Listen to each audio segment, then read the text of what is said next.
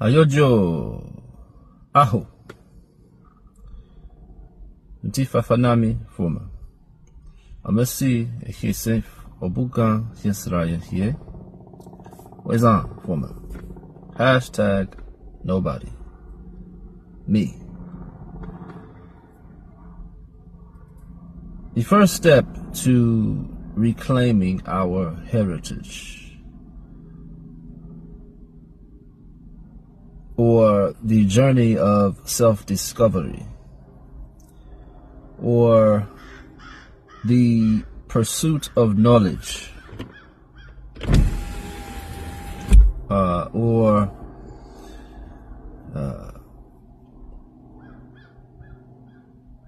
knowledge of, any kind, or the revelation that, or is the revelation that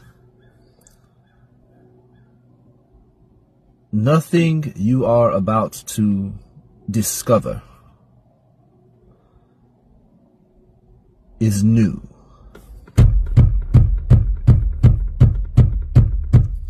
Former. Arrogance is the enemy of education.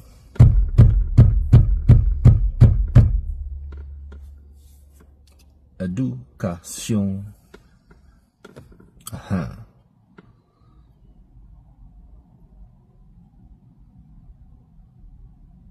The more I learn, the more I understand that I am not learning, I am merely remembering.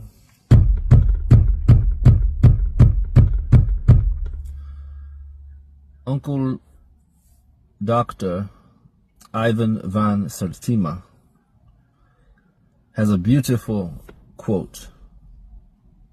He said, "History is a living thing."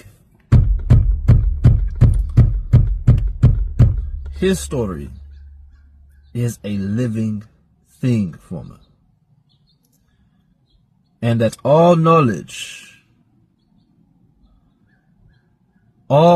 former, whether it's, or history, if you will, whether it be a minute ago, an hour ago, a month ago, a year ago, a century, a millennia, occupies the same time and space. I'll say that one more time so that you can digest what I'm saying to you. History, all knowledge, regardless of it be a second, a minute, an hour, a day, a week, a month, a year, a century, millennia, occupies the exact same time and space.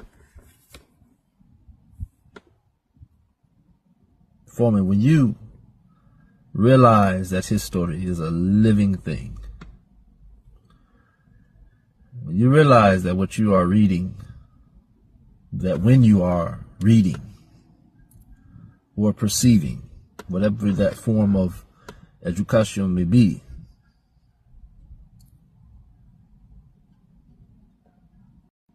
that you are now a part of that moment, that you are now a part of that era.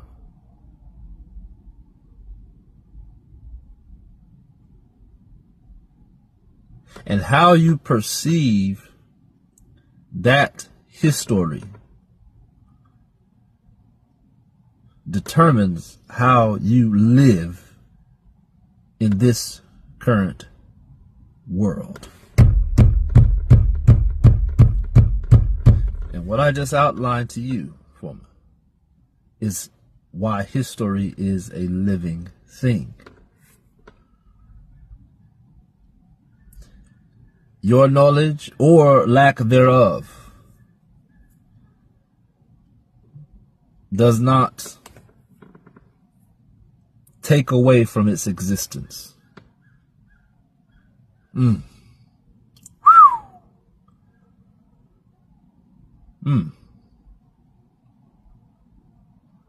For me, because a story is untold, does not mean that it did not happen, does not mean that it did not contribute, nor that it does not have an influence on your life today.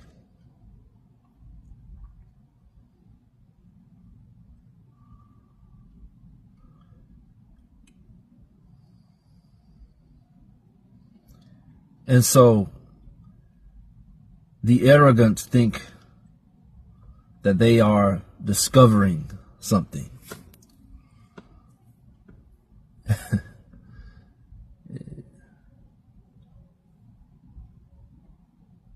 And this is why it doesn't feel, but this is why we repeat, as you research for philosophers throughout history, speaking specifically of even our black philosophers of a more modern time, talking about the 80s, 70s. That's when Dr. Uncle Ivan Van Sertima spoke this quote at the Nile Valley conference in 1985, to be exact. I'm 2 years old when he's speaking those words I just spoke to you. I'm 2. But now I'm about his age then. I'm younger, but roundabout. And I am now repeating his words.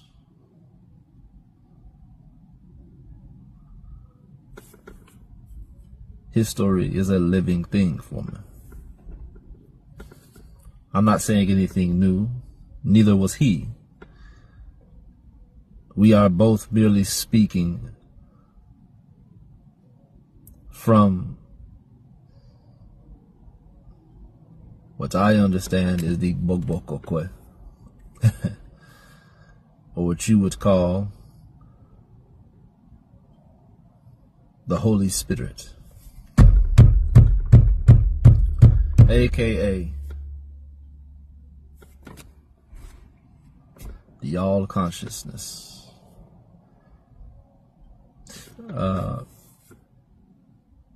The Alchemist speaks of it. Still one of my favorite books to this day. I don't know what happened to my copy, but The Alchemist speaks of it. I forgot what he called it. The something like the stream or the conscious of all things. I forgot exactly how it's quoted in The Alchemist, but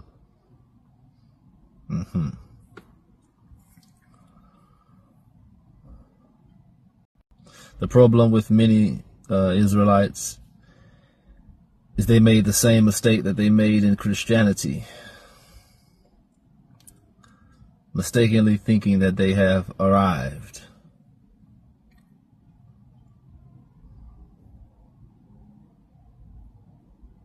But there can be no end until you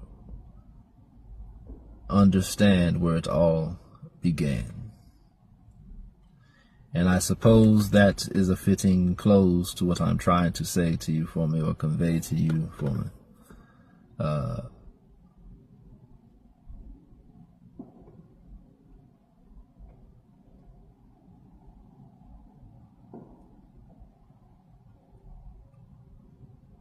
You know, I need to talk to Pastor Kelly, the Pastor Kelly. If you're in Nashville, you know Kelly Smith. An esteemed family in the black community here in Nashville. Kelly Smith Jr., to be exact. But I remember I sat down with him at for lunch. We would play basketball in the mornings. I plan to make a return to the courts, by the way.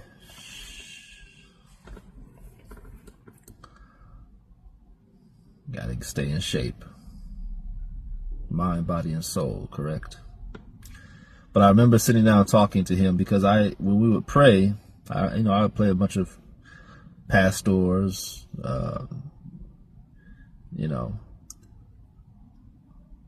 police officers, lawyers, for example, why am I forgetting his name right now? Mount Zion Bishop.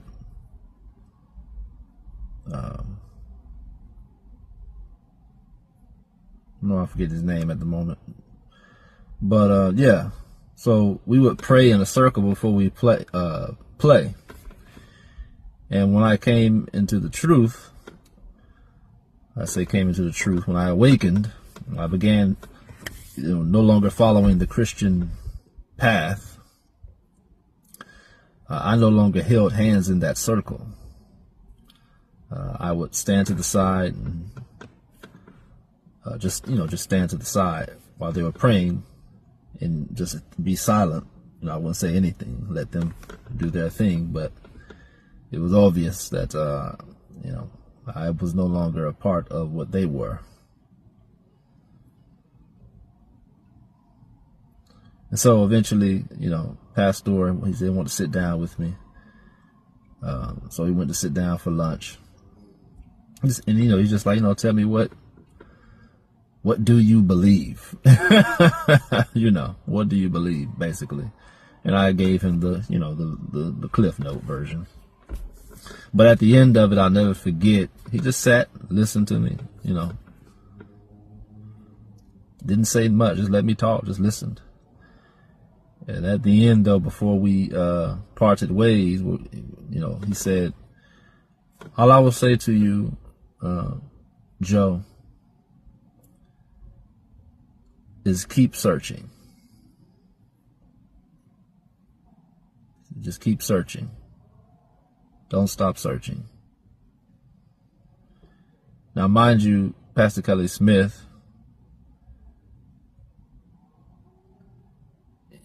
is connected. You get into, fraternities, blah, blah, blah. I won't go too far into all of that, but it was the look in his eyes that was like, it was almost like he didn't hear anything that he hadn't already heard. You know what I mean? Nothing, like he never stopped me. Nothing blew his mind. But it was like he didn't want to interrupt my journey. I don't know how far he goes, but I don't feel that anything I said, though, that day shocked him. You understand?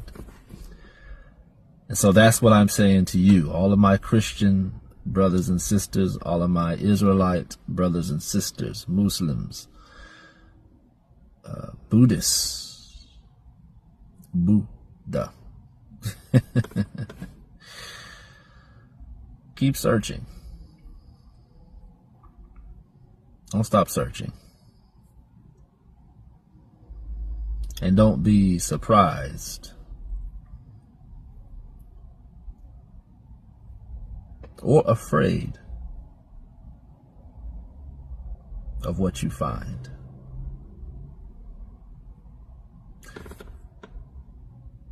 Knowledge is the principal thing. Out of all that getting, get understanding. Nio minyaba. Tra minyaba.